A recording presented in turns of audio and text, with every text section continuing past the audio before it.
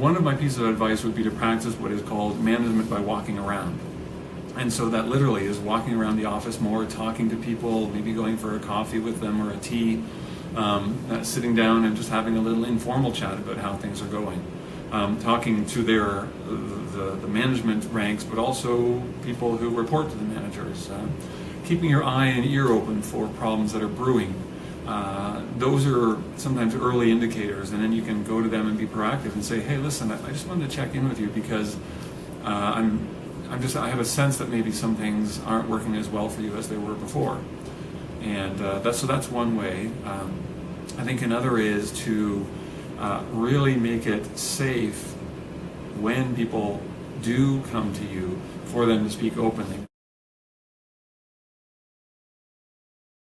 How do you make it safe? Well, one of them actually is by getting to know people. So again, going around and meeting people and engaging them individually as much as possible is very helpful. One of the other ways to make it safe is to provide a confidential space for a coaching conversation where someone is really upset about something and needs some advice on how to manage it. And this is potentially a very useful way, I think, that HR professionals can make a positive difference. I think one of the real challenges for the most senior people in organizations is that they don't have that many people they can go to talk about problems, and people assume they're supposed to know everything, or at least supposed to be able to manage the problem.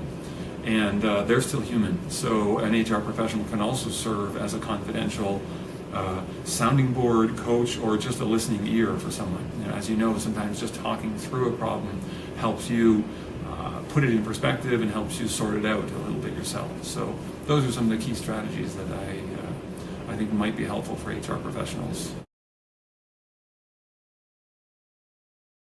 When it comes to situations where employees are stubborn or cut off, I think one is be a listening, not a sounding board so much as just someone who's there to listen at the start. And then when you start to offer advice and you find that they are cut off, I would, and close the advice, I would actually pause the conversation and actually consider putting on the table, it feels to me a little bit like maybe you don't want advice, or this advice isn't useful for you. And the reason I say that is it feels like you're quite close to it. Now, I might be wrong. This is just the sense I'm getting based on how you're responding to what I'm saying. So they can actually put it on the table as an explicit piece of the conversation and check, because it's an assumption. It's not, they don't know, it's their belief or assumption. And so this is a way that you can potentially then address that problem. And the employee might say, no, I'm not closed at all. You say, well, here's why I feel like you're closed, etc.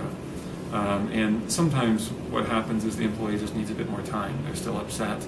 They're feeling very attacked by other parties and they need more time. So that might be the issue. But I guess my primary advice is consider putting it out there as a problem in and of itself.